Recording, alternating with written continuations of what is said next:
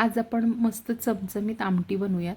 आमटीला रंग बघा काय छान आलाय आणि फक्त 50 ग्रॅम डाळ वापरून 4 माणसांना पोटभर पुरेल एवढी आमटी बनवलेली आहे. चवीला मस्त झालेली आहे, रंग छान आलाय बघा. आणि ही आमटी तुम्ही बाजरीच्या भाकरीसोबत अशी गरमागरम चुरून खा किंवा मग भातासोबत खा, मस्त लागते. इथे एक वाटण करायचं आपल्याला.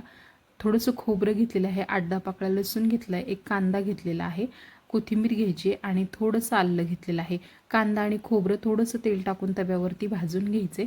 कांदा थोडासा काळपट करून घ्या आणि ह्याचं बारीक वाटण करून घ्यायचं. लगेच फोडणी करायला घ्यायची.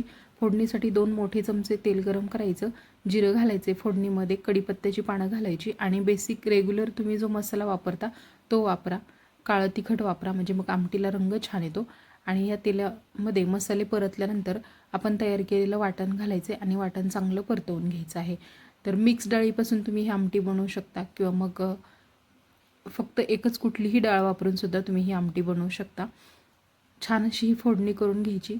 मस्तपैकी मसाले तळल्यानंतर ह्यात वाटण घालायचं आणि चांगलं तेल सुटेपर्यंत परतवून घ्यायचं. नंतर ह्यात शिजवलेली डाळ घालायची आहे.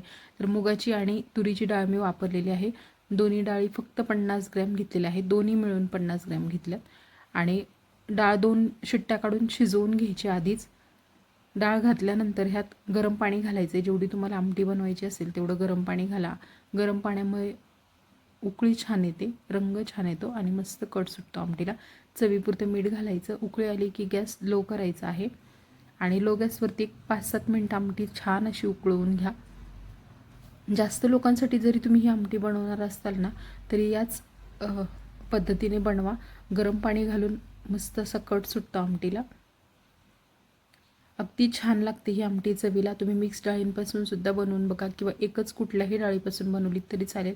आमटी छान उकळल्यानंतर गॅस बंद करायचा आहे. वरून थोडीशी कोथिंबीर घालायची. आमटी थंड झाल्यानंतर बघा रंग छान आला आणि भारी असं कट आलेला आहे ह्या आमटीला.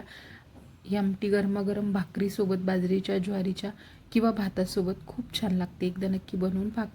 व्हिडिओला लाईक आणि शेअर नक्की करा.